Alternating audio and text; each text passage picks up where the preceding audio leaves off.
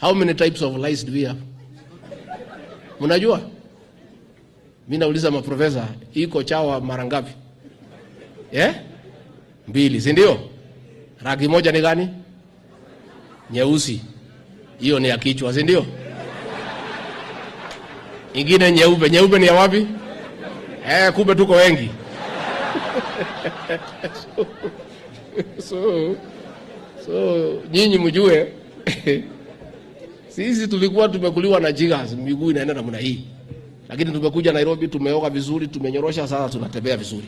So kama sisi tulikuwa tumekuliwa na jigas, na chawa na nini na bila school fees, leo niko naibu wa rais, nyinyi na mko na graduates. You have graduated.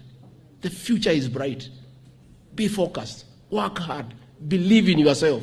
And let nobody discourage you from pursuing what you believe in. Never let nobody discourage you. Once you decide, this is my goal, please go for it. Tumekubaliana graduates. Sukumeni. Unaona vile mimi nilisukuma na William Ruto? Everybody had written us off.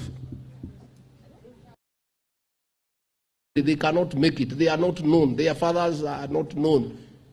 They come from a very humble beginning. Hawajui Kizungu, sijui nini. Hiyo maneno yote. Lakini mimi na president tukafocus on the ball. Tukangangana. Wanajaribu kutupigia makelele, we ignore. Hii watu ya gazeti, mimi hata wakiniandika nini, I don't bother. I have heard Vice Chancellor ukisema ati wanaandika maneno ya nade kwa magazeti. Vice Chancellor, don't be bothered about what is being right. Why are you even bothered? What they write is irrelevant. What is important is what the governor is doing. Nimekuja hapa Nandi, nimeona kazi inaendelea. Jana tumepeana bolea. Iko mpangilio, mambo inasonga. Sasa watu ya magazeti waandike yao.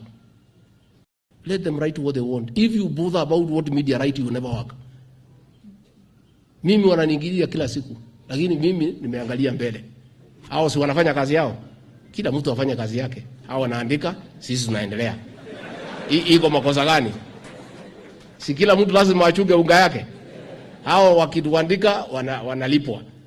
Wasipoandika mimi, gazeti hapana nunuliwa. So you cannot deny them a chance to earn their money. Let them write whatever they want to write. But as